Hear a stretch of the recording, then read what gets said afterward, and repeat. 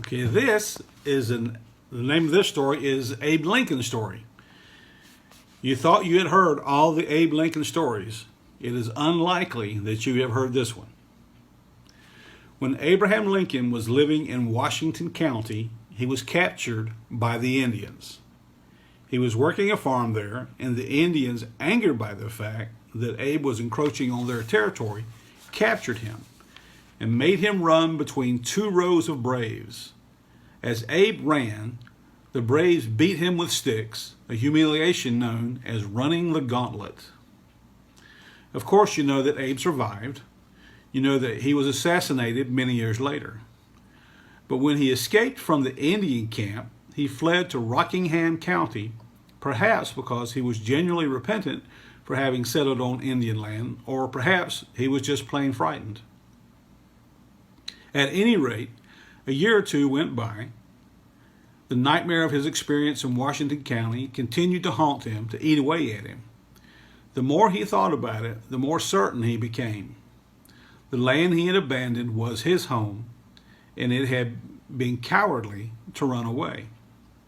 So Abe made up his mind once and for all.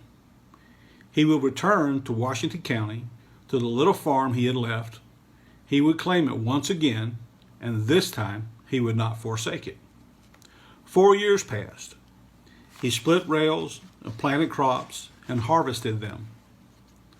4 years, no trouble with the Indians.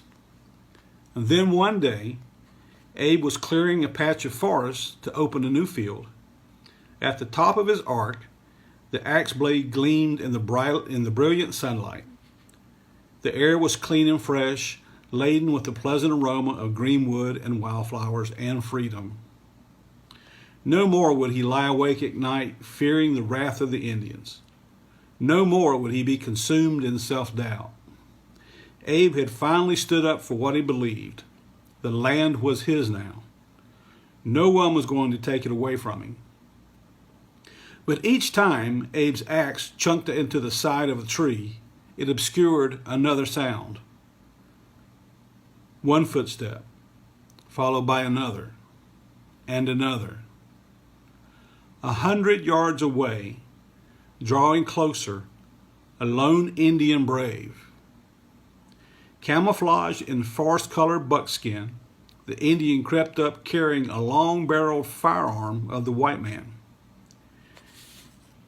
He had been sent on this mission by his tribe to journey to the Lincoln farm and to kill Abe Lincoln.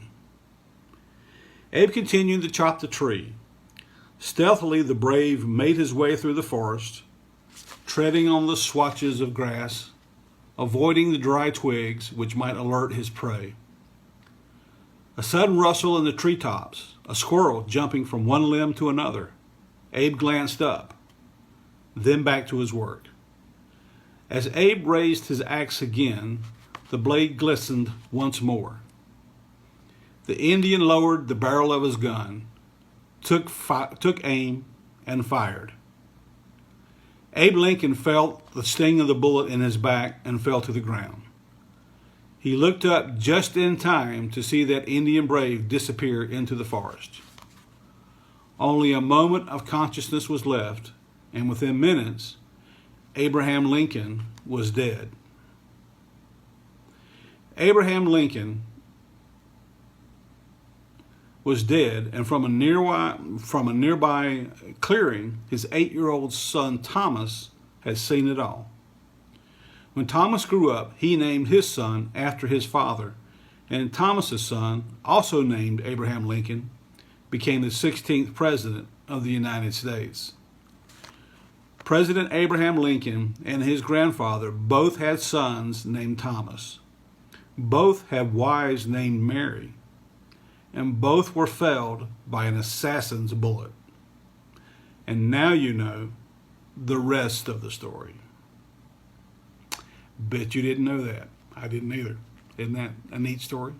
Love you guys. Bye-bye.